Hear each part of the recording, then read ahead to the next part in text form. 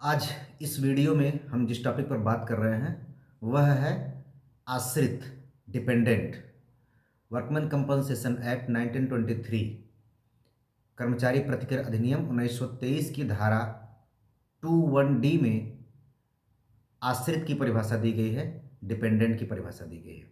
परिभाषा पर बात करने से पहले यह बात समझ लेना आवश्यक है कि इस परिभाषा का महत्व क्या है, इसको परिभाषित करने की आवश्यकता क्या है। यह मैं सभी टॉपिक पर पढ़ने से पहले मेरा ये मानना है कि यह स्पष्ट कर लेना बड़ा आवश्यक होता है, उसके महत्व को जान लेना।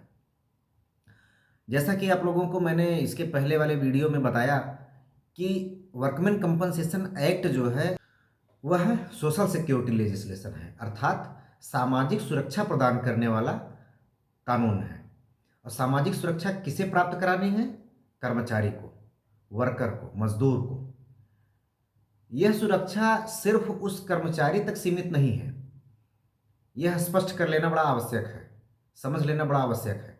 यह सुरक्षा जो सामाजिक सुरक्षा की बात हो रही है, सामाजिक न्याय की बात हो रही है, वह उस कार्यरत मजदूर, उस कर्मचारी तक ही सीमित नहीं है, यह उसके परिवार तक विस्तृत है।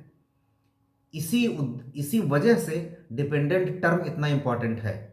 क्यों? क्योंकि जब वह वर्कर कार्य करते समय यदि उसके साथ कोई दुर्घटना होती है, वह डिसेबल्ड हो जाता है, तब तो कंपनसेशन उसे ही मिलेगा, उससे उसके परिवार का पालन पोषण, उसका पालन पोषण होगा। लेकिन कभी कभार एक्सीडेंट की वजह से, दुर्घटना की वजह से उस कर्मचारी की मौत भी हो जाती है। डिपेंडेंट का इंपॉर्टेंस तभी बढ़ जाता है जब उस कर्मचारी की मौत हो जाती है। उसकी मृत्यु के बाद कंपनसेशन अर्थात प्रतिकर किसे मिलेगा, यह समझना बड़ा आवश्यक है, यह तय करना बड़ा आवश्यक है। क्योंकि अर्थ एक ऐसी चीज है, संपत्ति, प्रॉपर्टी एक ऐसी चीज है जो बड़े बड़े विवाद उत्पन्न कर देती है। वाजिब सी बात है कि प्रतिकर की बात जब भी होगी तो वह किसी न किसी धनराशि के रूप में एक अमाउंट होगा, वह मिलेगा। तो हो सकता है कि उसके कई दावेदार खड़े हो जाए कि हम भी इनके आश्रित हैं, हम भी इस प्रतिकर के दावेदार हैं। तो इस वजह से कानून को यह तय करना पड़ा, एक निश्चित परिभाषा देनी पड़ी कि आश्रित के अंतर्गत कौन से लोग आएंगे और कौन से लोग नहीं आएंगे। परिभाषा जो दी गई है उसकी कोई ऐसी परिभाषा नहीं दी गई है, बल्कि एक लिस्ट दी गई है। वह इंक्लूडिव टाइप की लिस्ट है, एक सूची है। उसमें बता दिया गया है कि कौन कौन से लोग आश्रित के अंतर्गत आएंगे। कौन कौन से लोग आश्रित के अंतर्गत आएंगे, सिर्फ यही न बता करके उसमें 3 श्रेणियां दे दी गई हैं। हालांकि बेयर एक्ट में जो डिफिनेशन लिखी गई है इस एक्ट के, उसमें श्रेणियों की बात नहीं की गई है। लेकिन जब उसको पढ़ करके आप उसका इंटरप्रिटेशन करेंगे, समझेंगे, तब उसमें 3 श्रेणियां समझ में आती हैं। बेयर एक्ट की जो डिफिनेशन है उसके अनुसार, सेक्शन याद रखेंगे, डिपेंडेंट की जो डेफिनेशन है वो 21D में है। याद रखने की जो ट्रिक है वो ये है कि डी, डिपेंडेंट टर्म जो होता है वो डी से शुरू हुआ है और इसकी डेफिनेशन भी 21D में दिया गया है। डी टू डी याद रखेंगे। डिपेंडेंट की डेफिनेशन सेक्शन 21D में दिया गया है। According to section 21D, where the employee is dead, any reference to him includes reference to his dependents. In case of death of employee due to employment injury, the dependent have a right to claim compensation. Section 21D defines dependent as follows. Dependent means any of the following relative of the deceased employee, namely, first, a widow, a minor legitimate or adopted son, and unmarried legitimate or adopted daughter, or a widowed mother. And second, if wholly dependent on the earnings of the employee at the time of his death, a son or a daughter who has attained the age of 18 years and who is infirm. Third, if wholly or in part dependent on the earnings of the employee, at the time of his death: A, a widower; B, a parent other than a widowed mother; C, a minor illegitimate son; an unmarried illegitimate daughter; or a daughter legitimate or illegitimate or adopted if married and a minor, or if widowed and a minor. D, a minor brother or an unmarried sister, or a widowed sister if a minor. E, a widowed daughter-in-law. F, a minor child of predeceased daughter where no parent of the child is alive. Or G, a paternal grandparent in no parent of the employee is alive. यह है bare act में दी गई परिभाषा। इसको हिंदी में भी देखते हैं, उसके बाद इसको एक्सप्लेन करते हैं। धारा 2(1) के अनुसार आश्रित से मृत कर्मचारी के निम्नलिखित नातेदारों में से कोई अभिप्रेत है, अर्थात नंबर 1, विधवा, अप्राप्तवय धर्मज या दत्तक पुत्र और अविवाहित धर्मज या दत्तक पुत्री या विधवा माता, तथा सेकंड, पुत्र या पुत्री जिसने 18 वर्ष की उम्र प्राप्त कर ली है और जो शिथिलांग है, यदि वह कर्मचारी की मृत्यु के समय उसके उपार्जनों पर पूर्णतः आश्रित था या थी। थर्ड, क, विदुर; ख, माता पिता जिसके अंतर्गत विधवा माता नहीं आती है; ग, अप्राप्तवय अधर्मज पुत्र, अविवाहित अधर्मज पुत्री या यदि विवाहिता है तो अप्राप्तवय है या यदि विधवा है, और अप्राप्तवय है तो पुत्री चाहे वह धर्मज या अधर्मज या दत्तक हो; घ, अप्राप्तवय भाई या अविवाहित बहन या विधवा भवन बहन यदि वह अप्राप्तवय है; अंग, विधवा पुत्र वधी, विधवा पुत्र वधू; च, पूर्व मृत पुत्र की अप्राप्तवय संतान; छ, पूर्व मृत पुत्री की अप्राप्तवय संतान यदि उस संतान के माता पिता में से कोई भी जीवित नहीं है; ज, जहां कर्मचारी के माता पिता में से कोई भी जीवित नहीं है वहां माता पिता और पितामही, यदि वह कर्मचारी की मृत्यु के समय उसको उसके उपार्जनों पर पूर्णतः या भागतः आश्रित था या थी। परिभाषा इसी तरह से लिखी जाती है कि प्रथम दृष्टया पढ़ने पर उसको बहुत कुछ समझ में नहीं आता है। हम परिभाषाओं को समझने के लिए जुडिशियल इंटरप्रिटेशन करते हैं। जुडिशियल इंटरप्रिटेशन जो हुआ है उसका डिस्कस करते हैं। हालांकि मैं पहले ही स्पष्ट कर दूं, फिर केस लॉ पर आऊं, यह जो परिभाषा दी गई है मैंने पहले ही बता दिया है, यह इंक्लूडिव टाइप की है। यह एक लिस्ट दे दिया है, उसमें बता दिया गया है कि कौन कौन से लोग आश्रित के अंतर्गत आएंगे, डिपेंडेंट के अंतर्गत आएंगे। यहां पर 3 श्रेणियां बताई गई हैं, फर्स्ट, सेकंड, थर्ड। अब हम इसकी श्रेणियों पर केस लॉ के माध्यम से बात करेंगे। केस है सबसे पहला कलथर्ड वर्सेस कंसेंट आयरन कंपनी। मैं आपको बता दूं कि जितने भी केस इस वीडियो में डिस्कस होंगे, डिस्क्रिप्शन में सभी केस के नाम और उसके साइटेशन मिल जाएंगे। उसको आपको डिस्क्रिप्शन से नोट करना पड़ेगा। इस केस में डिपेंडेंट की डेफिनेशन दी गई थी। क्या कहा गया था? Dependent eight the time of his death. The inclusion of these words in the definition fix the moment to be regarded in determining the fact whether or not the claimant was dependent upon the deceased. If the claimant can show that there was primarily an obligation on the deceased to support the claimant out of his earnings and that the claimant has no other means of subsistence upon which he can rely or on which he was in fact relying as a substitute for the obligation of the deceased, there is such dependency at the time of death as the institute contemplates. At the time of his death, अर्थात जो claim करता है कि मैं मृतक के आश्रित के रूप में कंपनसेशन का क्लेम कर रहा हूं, उसको यह साबित करना पड़ेगा eight the time of his death.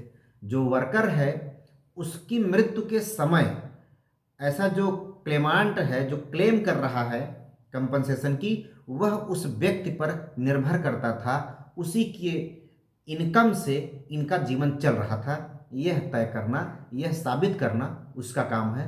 अर्थात कीवर्ड जो है eight the time of his death, worker की मौत के समय आश्रित, जो अपने आप को आश्रित के रूप में क्लेम कर रहा है, उसे यह साबित करना पड़ेगा कि उनकी इनकम पर हमारी आजीविका चल रही थी। इसके बाद एक केस है New India Insurance Company Limited बनाम Narsingh, 1984, first LLJ 136, Karnataka High Court. इसमें आश्रित होने का प्रश्न एक तथ्य विषयक प्रश्न है, जिसका निर्धारण तथ्य के आधार पर ही किया जाना चाहिए। इस अधिनियम के अंतर्गत दावे के लिए आवेदन प्रस्तुत करने के संदर्भ में आश्रितों के बीच कोई अधिमानी अधिकार अर्थात प्रिफरेंशियल राइट नहीं है। आश्रितों का विभिन्न श्रेणियों में वर्गीकरण इस आशय को ध्यान में रखकर नहीं किया गया है कि जिनका उल्लेख श्रेणी 1 में किया गया वे लोग अन्य लोगों को अपवर्जित अर्थात एक्सक्लूड कर देंगे। जो श्रेणियों की बात मैं कह रहा था उसमें उसको कोर्ट ने यह कहा है कि श्रेणियों में बांटने का उद्देश्य ये नहीं है कि फर्स्ट कैटेगरी के लोग जो है बाद वाले कैटेगरी को कंपनसेशन देने से रोक देंगे, मतलब उनको प्राप्त नहीं होने देंगे, ऐसा नहीं है। इसके बाद एक केस है BM हबीबुल्ला बनाम पेरिया स्वामी, AIR 1977, मद्रास 390। इसमें कहा गया आश्रित चाहे किसी भी श्रेणी के क्यों न हो, एक साथ प्रतिकर के लिए दावा प्रस्तुत कर सकते हैं।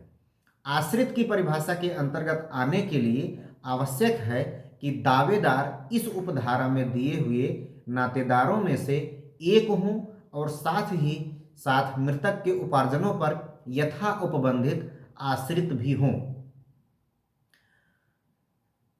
स्पष्ट है। Section 21D of the employees compensation act divides the dependents of the deceased employee in 3 categories as follows. अब हम तीनों कैटेगरी की बात कर रहे हैं। First category, the dependents belonging to this category are first widow, second a minor legitimate or adopted son, third unmarried legitimate or adopted daughter, 4 a widowed mother. The dependent of the first category is not required to prove their dependency on the deceased employee at the time of his death. For example, the widow or any other dependent in this category may not be dependent on the earning of the deceased employee, yet they fall within the definition of first category and can claim compensation. बात एकदम स्पष्ट सी है। First category जो है उस category में आने वाले जितने रिलेटिव हैं, जिसमें विधवा, पुत्र, पुत्री और विधवा माँ, ये 4 लोग इस श्रेणी में आते हैं। इनको फर्स्ट कैटेगरी में रखा गया है। कोर्ट ने ये कहा है कि इनको यह साबित करने की आवश्यकता नहीं है कि हम उनकी इनकम पर आश्रित थे, हमारी आजीविका उन्हीं की इनकम पर चल रही थी। अर्थात वे सिर्फ इस रिश्ते में हैं, उनका रिलेशन इन पदों पर है, अर्थात वह विधवा है, पुत्र है, पुत्री है, विधवा माँ है। अगर इन श्रेणी में ये लोग हैं तो उनको तय यह साबित करने की आवश्यकता नहीं है कि हम उनकी इनकम पर डिपेंड करते हैं, हमारी लाइफ उनसे चलती है। भले ही बेटा बेटी वर्किंग हो, पत्नी वर्किंग हो, उनकी जो भी इनकम हो, उनकी जो भी स्टेटस हो, उससे मतलब नहीं है।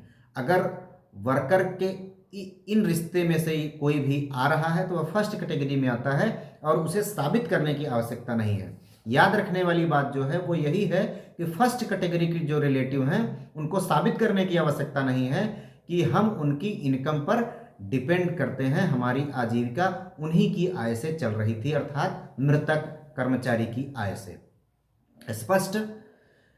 इन RB Mundada and company versus Messrs Banwari AIR 1970 Rajasthan, the court held that a widow he is entitled to claim compensation at the time of death of her husband is not disentitled by her subsequent remarriage। इस case में यह स्पष्ट किया गया, मान लीजिए कि किसी व्यक्ति की पत्नी, जब उस व्यक्ति की मृत्यु हुई तब तो वह उसकी पत्नी के रूप में थी, अर्थात वह उस प्रतिकर की दावेदार थी, कंपनसेशन की दावेदार थी, और फर्स्ट कैटेगरी में फर्स्ट पॉइंट पर उसका नाम है विडो। ऐसा केस, इस केस में ऐसी स्थिति बनी कि पत्नी ने पति की मृत्यु के बाद इधर कंपनसेशन अप्लाई कर दिया, उधर दूसरी शादी कर लिया। कोर्ट में यह तर्क दिया गया कि अब चूंकि उनकी दूसरी शादी हो गई है तो उनको कंपनसेशन नहीं मिलना चाहिए। कोर्ट ने कहा no, at the death of worker, उस समय वह उसकी डिपेंडेंट थी, तो उसके बाद में उसके द्वारा किए गए क्रियाकलाप से उसके इस राइट पर, अर्थात कंपनसेशन पाने के राइट पर कोई प्रभाव नहीं पड़ता है। केस का नाम था आरबी मुंदड़ा एंड कंपनी बनाम बनवारी। इस मामले में निर्णित किया गया कि पति की मृत्यु के बाद पुनः विवाह करने से विधवा प्रतिकर पाने से वंचित नहीं होगी। इसके बाद एक इंपॉर्टेंट केस है, केस का नाम in Lakshmi Rani Behera versus commissioner of employees compensation and assistant labour commissioner. इस केस में जो समझने वाली बात है, the Odisha High Court held that concubine of deceased employee is not a widow, therefore concubine cannot be characterized as a dependent and is not entitled to compensation under the Employees Compensation Act। concubine मतलब उपपत्नी, रखैल जो term use किया जाता है, किसी ने claim किया, इस केस में यही हुआ, जो उपपत्नी के रूप में रह रही थी, रकैल के रूप में रह रही थी, उसने क्लेम किया, तो कोर्ट ने कहा कि आप डिपेंडेंट की श्रेणी में नहीं आती हैं, क्योंकि पत्नी का दर्जा नहीं प्राप्त है तो आपको कंपनसेशन नहीं मिल सकता है। केस का नाम Lakshmi Rani Behera versus commissioner of employees compensation and assistant labour commissioner Balasore. Citation सब डिस्क्रिप्शन में मिल जाएगा। Next case, United India Insurance Company versus Shrimati Hiranakshi. इस केस में इंपॉर्टेंट था मदर को डिफाइन करना। The word parent does not include a foster parent. In United India Insurance Company versus Shrimati Hiranakshi, the maternal aunt of deceased employee claimed compensation being a foster mother. She contended that being a foster mother, she falls within the definition of dependent of first category. But the court did not allow the compensation to the maternal aunt on the ground that the word mother in the definition of dependent under section 21DD does not include foster mother। इतनी बातें हो गई first category को लेकर के। अब आते हैं सेकंड कैटेगरी पर। याद रखेंगे, फर्स्ट कैटेगरी के किसी भी रिलेटिव को अपनी यह डिपेंडेंसी साबित करना आवश्यक नहीं है, केवल फर्स्ट कैटेगरी में आना ही पर्याप्त है और उन्हें कंपनसेशन मिलेगा। Second category, the dependents belonging to this category are first a son or second a daughter who has attained the age of 18 years and who is infirm and who is wholly dependent on the earnings of the employees at the time of his death. The dependents belonging to second category are required to prove their physical or mental infirmity as well as their total dependency on the earnings of the deceased employee. If the dependents prove that aforesaid facts, only then they fall within the definition of the dependents of second category and can claim compensation. पुत्र और पुत्री जो 18 साल की उम्र प्राप्त कर चुके हैं लेकिन वह किसी वजह से शारीरिक अपंगता की वजह से, मानसिक अपंगता की वजह से वह निर्योग्य हो गए हैं, तो वह सेकंड कैटेगरी में आएंगे और वो कंपनसेशन के लिए हकदार हैं। यह बड़ी सिंपल सी कैटेगरी है। जो की पॉइंट है वो यही है क्योंकि फर्स्ट कैटेगरी में सन एंड डॉटर ऑलरेडी हैं, सेकंड कैटेगरी में ऐसे हैं जो 18 साल के हो गए हैं लेकिन इन्फर्म है, अयोग्य है, निर्योग्य है, मतलब शारीरिक रूप से विकलांग हैं। ऐसे व्यक्ति सेकंड कैटेगरी में आएंगे और उन्हें यह डिपेंडेंसी अपनी तय कर यह साबित करनी पड़ेगी कि जो एम्प्लॉय है उसकी डेथ के समय हम उनकी इनकम पर डिपेंड करते थे। अब बात करते हैं थर्ड कैटेगरी की। The dependents belonging to this category are first a widower, second a parent other than a widowed mother, third a minor illegitimate son, fourth an unmarried illegitimate daughter, five a daughter legitimate or illegitimate or adopted if married and minor or if widowed and a minor, sixth a minor brother or an unmarried sister or a widowed sister if a minor, seven a widowed daughter-in-law, eight a minor child of a predeceased son, nine a minor child of a predeceased daughter where no parent of the child is alive, 10 a paternal grandparent if no parent of the employee is alive. The dependents of third category must prove their whole or partial dependency on the earnings of the employee at the time of his death. मैंने first category में बताया कि उन्हें कुछ prove करने की आवश्यकता नहीं है कि डिपेंडेंसी थी हमारी मृतक की इनकम पर। सेकंड कैटेगरी में डिपेंडेंसी भी साबित करनी है और इन्फर्मिटी भी साबित करनी है कि हम लोग शिथिलांग हो गए हैं और हम उनकी इनकम पर डिपेंड करते हैं। लेकिन थर्ड कैटेगरी में जितने रिलेटिव हैं उनको सबसे इम्पॉर्टेंट यही है कि वो इस कैटेगरी में आते हैं, यह इम्पॉर्टेंट तो है ही, दूसरा यह भी साबित करना उतना ही इम्पॉर्टेंट है कि हम मृतक की इनकम पर डिपेंड करते थे, हमारी आजीविका उन्हीं की ही इनकम की वजह से चल रही थी। तीसरी कैटेगरी में यह इम्पॉर्टेंट है विडोवर। विडोवर को थोड़ा सा डिफाइन करते हैं। Widower falls in the third category of dependents. The law does not require that the widower should be wholly dependent on the earnings of the deceased wife. It has been held by the court that partial dependence to whatever extent is sufficient to bring to widower within the third category of dependents under section 21D. अर्थात जो पति है, अगर उसकी पत्नी worker थी और किसी एक्सीडेंट की वजह से मृतक हो जाती है तो जो उसका हस्बैंड है, पति है, उसको वह थर्ड कैटेगरी में रखा गया है तो उसको टोटली डिपेंडेंसी साबित करने की आवश्यकता नहीं है। अगर वह पार्शियली भी डिपेंडेंसी साबित कर देता है तब भी वह कंपनसेशन के लिए हकदार होगा। यह फिर वही बात करेंगे इंटरप्रिटेशन की कि सोशल सिक्योरिटी लेजिस्लेशन है, सामाजिक सुरक्षा प्रदान करने वाला कानून है।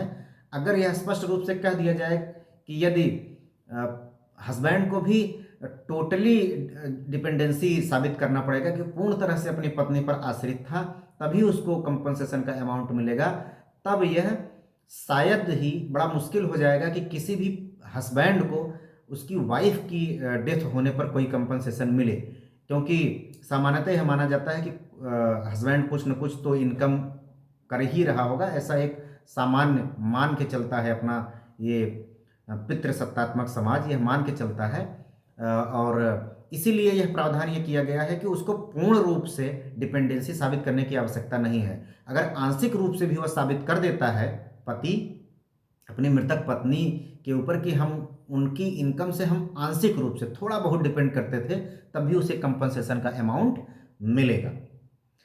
इन New India Assurance Company Limited versus Sanganna Gowda, the respondent was the widower of the deceased.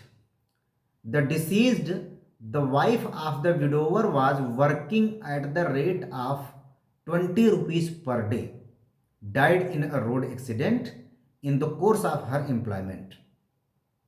The widower of the deceased woman filed a claim for compensation, being a dependent under section 21D of the Act. To be a dependent, the widower has to establish her dependency whether wholly or partially on the earnings of the deceased woman. The court held that a widower, a dependent under section 21D, the court held that a widower in this case was a coolie by avocation, and the coolie's work is not regular at the times seasonal, therefore he could be said to be dependent partially upon earnings of his wife at the time of her death. तर्क लिया court ने कहा कि जो deceased wife है उसका husband कुली था, और कुली का काम कोई परमानेंट काम नहीं होता, वह सीजनल काम होता है, कभी काम मिलता है कभी नहीं मिलता है, उसकी इनकम तय नहीं होती है, इसलिए वो यह माना जाएगा कि वह आंशिक रूप से ही सही लेकिन अपनी पत्नी की इनकम पर डिपेंडेंसी उसकी थी, इसलिए उसे कंपनसेशन मिलेगा, प्रतिकर मिलेगा। इस तरह से थर्ड कैटेगरी में विदुर जो है हस्बैंड कंपनसेशन के लिए योग्य माना गया।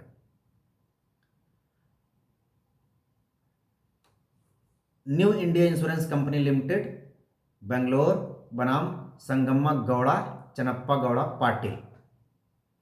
इस मामले में मलक्का नामक महिला जो प्रत्यर्थी नंबर 2 की पत्नी थी, जो एक कुली के रूप में कार्य करती थी, जिसकी ट्रैक्टर की टाली से दुर्घटना में मृत्यु हो गई और उसके पति ने आश्रित के रूप में प्रतिकर का दावा किया। पति भी एक कुली के रूप में कार्य करता था। प्रतिकर आयुक्त ने प्रतिकर का निर्णय दिया, जिसके विरुद्ध बीमा कंपनी ने हाई कोर्ट में इस आधार पर अपील किया कि पति अपनी पत्नी पर आश्रित नहीं था। हाई कोर्ट ने यह अभिनिर्धारित किया कि मृतक कर्मकार की पति पूर्ण रूप अथवा आंशिक रूप से अपनी पत्नी की कमाई पर उसकी मृत्यु के समय आश्रित था। ऐसे तथ्यों से स्पष्ट है कोई आश्रित है या नहीं, यह तथ्य का व्यापक प्रश्न है, विधिक प्रश्न नहीं है। अतएव पति का प्रतिकर हेतु दावा पोषणीय माना गया। अनमैरिड सिस्टर का जो राइट है डिपेंडेंसी के रूप में, unmarried sister and minor brother of the deceased employee fall in the third category of dependents under class 3rd of section 21D if they prove their dependency whether partial or total on deceased employee at the time of his death. Case है in Suresh Kumar and others versus Shrimati Urmila and others. The unmarried sister and minor brother of the deceased employee move an application for share in the compensation payable by the employer. The court in this case allowed compensation to the widow and widowed mother of the deceased employee because the widow and widowed mother belong to the first category of dependents in class 1st of section 2D, and therefore they have not to prove their dependency on the deceased employee. But the court rejected the claim of the unmarried sister and minor brother because unmarried sister and minor brother could not prove their dependency on the deceased employee, whereas unmarried sister and minor brother belong to third category of dependents in class 3rd of section 2D. Therefore, they were required to prove dependency on the earnings of the deceased employee to claim a share in the compensation payable to the dependents of the deceased employee. Next है case in director D N K project versus Shrimati D Buchitalli. The question for consideration was whether a widowed sister of the deceased as well as the widowed mother-in-law would come within the definition of dependents. The High Court of Odisha observed that in view of the definition of the dependent, an unmarried sister or a widowed sister if a minor used in section 21D 3rd D cannot possibly permit a widowed sister even if major to come within the expression an unmarried sister. Notwithstanding the fact that the act is a beneficial legislation and should be construed liberally in favor of the workers, the language used is not susceptible of the bringing in a widowed sister if a measure within a ambit of section 21D 3rd D of the act. Next case, in by money widow of Jakhlabai, Hurjibai and others versus executive engineer irrigation project division Baroda. One Mahendra Bhai Rathwa, a daily wage worker, died while he was working. Appellants, the dependents, his widowed mother, 2 minor sons and a minor daughter, claimed a sum of 18,000 as a compensation and 9,000 rupees as a penalty. The trial judge decided their favor. The court held that the contractor liable whose employee the deceased worker was, but the executive engineer and the state of Gujarat were held not liable. The appeal was filed in High Court.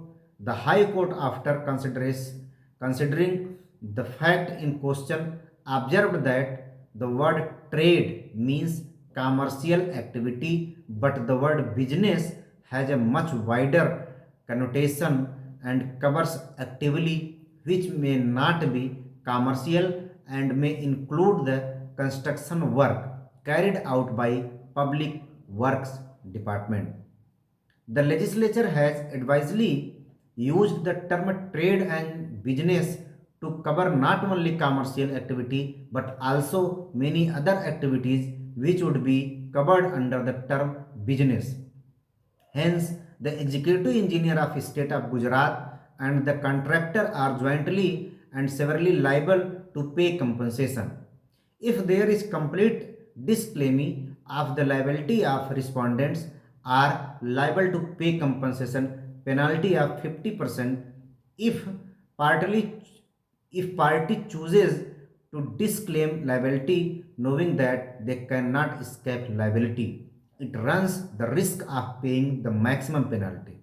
Consequently, it was held that although the deceased employee was engaged by the contractor, the dependents of the deceased employee were entitled to compensation. अगला case Rukhsana बनाम नजरुन्निसा. इस वाद में उच्चतम न्यायालय ने अपने विनिश्चय में स्पष्ट किया कि ड्यूटी के दौरान किसी कर्मकार की मृत्यु होने पर प्रतिकर आवंटन के लिए सक्सेशन सर्टिफिकेट की आवश्यकता नहीं होती. देखना और निश्चित करना होता है कि प्रतिनिधि कौन है और लागू होने वाले कानून के अनुसार प्रत्येक का क्या शेयर होता है. अगला case new India Insurance company बनाम नर्सिंग तथा अन्य.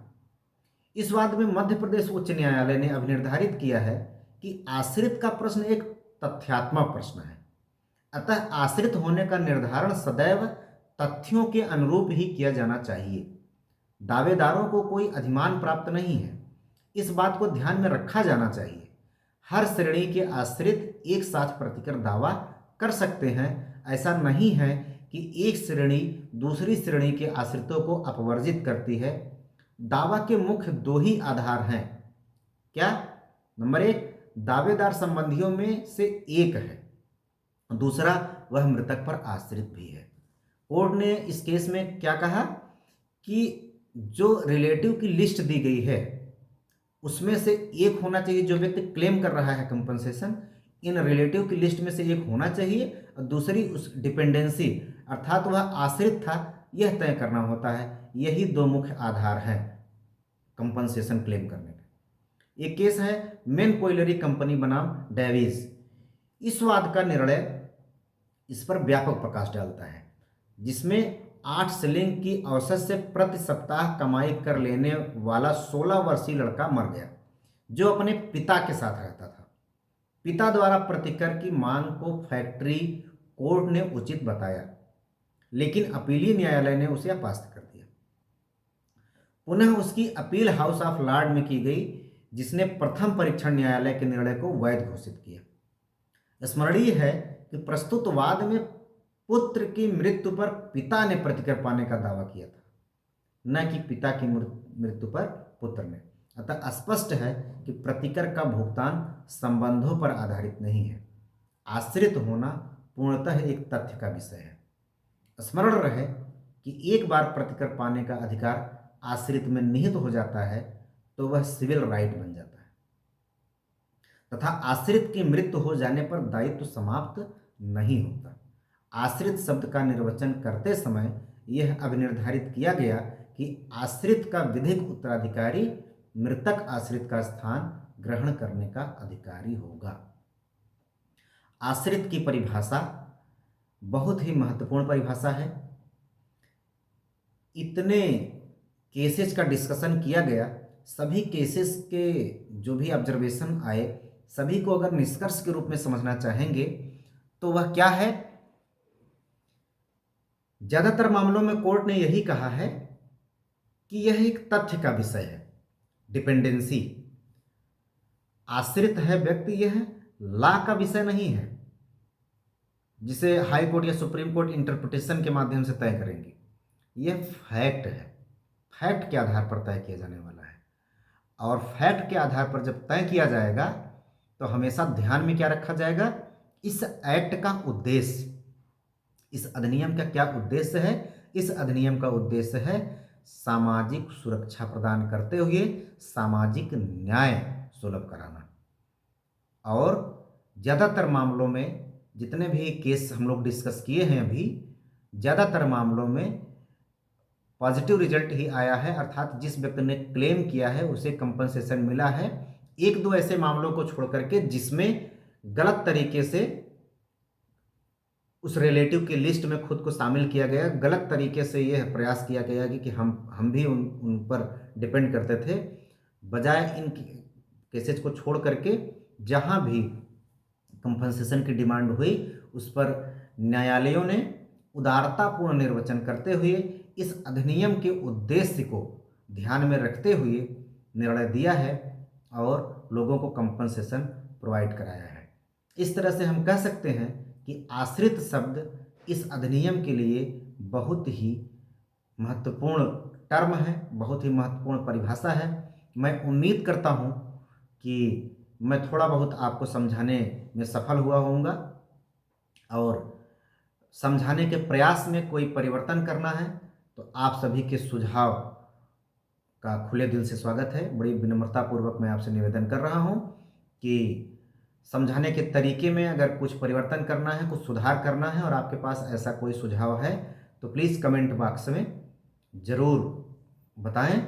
और यदि वीडियो लाभदायक समझ में आया हो, इससे कुछ समझ में आया हो, तो अपने चिर परिचितों को शेयर करने का और सब्सक्राइब करने का निवेदन जरूर करें। बहुत बहुत धन्यवाद।